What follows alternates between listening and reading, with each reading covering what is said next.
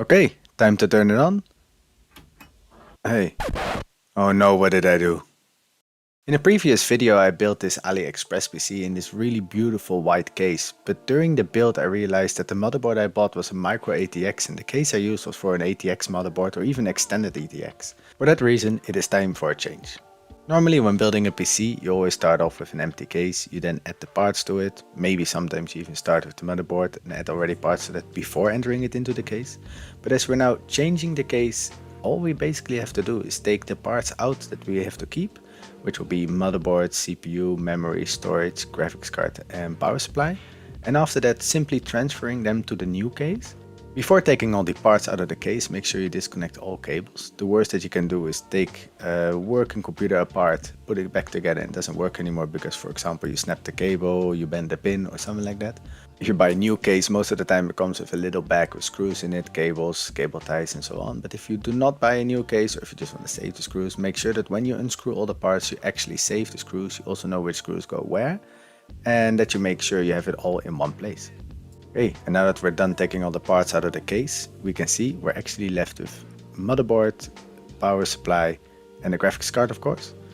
What we actually can notice here is that back in the day a computer existed of many parts, many cables and so on, but actually lately, especially with NVMe storage drives, it's actually only these parts. Your PC isn't that big. This is an ITX motherboard of course, but the graphics card is almost the same size as the motherboard. I think it's very impressive to see. Really, parts aren't that hard anymore, especially when you transfer a case. Not that much work if you ask me. On the GPU you still see some smoker's dust on the fan. Happily it doesn't smell anymore after my last cleanup, but that's stinky. Blah. Now it is time to have a look at a new case. For this I selected the Deepcool Matrexx 30.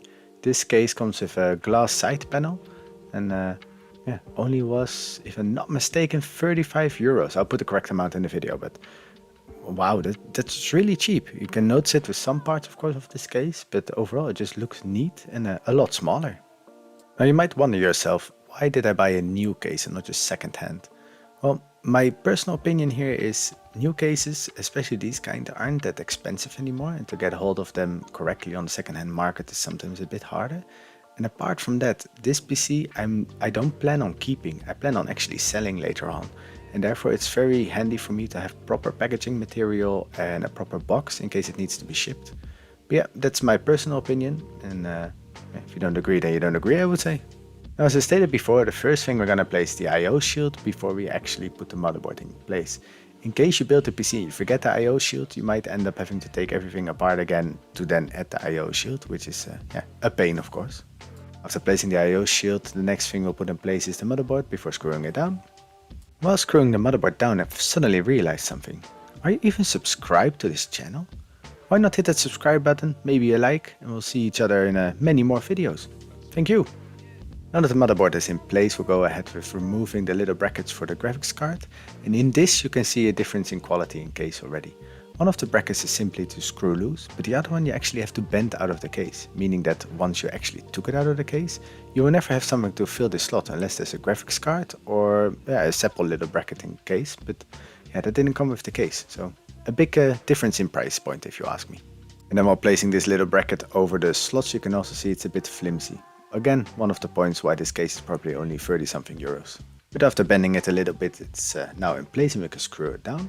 After which we'll start with routing the cables correctly through the holes of the case. And as you can see, this is not one of those cases with those nice little rubber thingies or something like that to allow the cables to be routed through correctly, but you will always see them a little bit and it's just an open part. But happily there is some space in the back, and this allows us to route the cables and hide them out of plain sight. And another small tip I have is to actually connect these cables before you enter all parts into the case, because if we would have added the power supply already at this point, it would have been extremely hard to be able to reach these pins here. Remember those games for little kids where they have to enter the square into the square and the circle into the circle? This is kind of the same. These cables fit only in one way, so just by having a quick look you can easily connect them correctly. After connecting the cables, we actually go ahead with screwing down the power supply. And after screwing down the power supply, we're actually going to go ahead with connecting the cables. And while we connect, we might be able to click on that subscribe button. Thank you. When you are connecting these cables, make sure that you actually push them correctly into the slot. Make sure they have that little click or snap or whatever it feels like to you, but really make sure that they're connected correctly. Otherwise what you will have is when you move the PC case around at a certain point, suddenly your PC might not work anymore. It's going to be a pain to figure out, of course. And now that was it. We can actually screw down the glass panel and start testing the computer. Just by setting the case upright already, it looks a lot better to me. Okay, and now that it's upright, we can actually start testing it, so let's turn it on. Hey.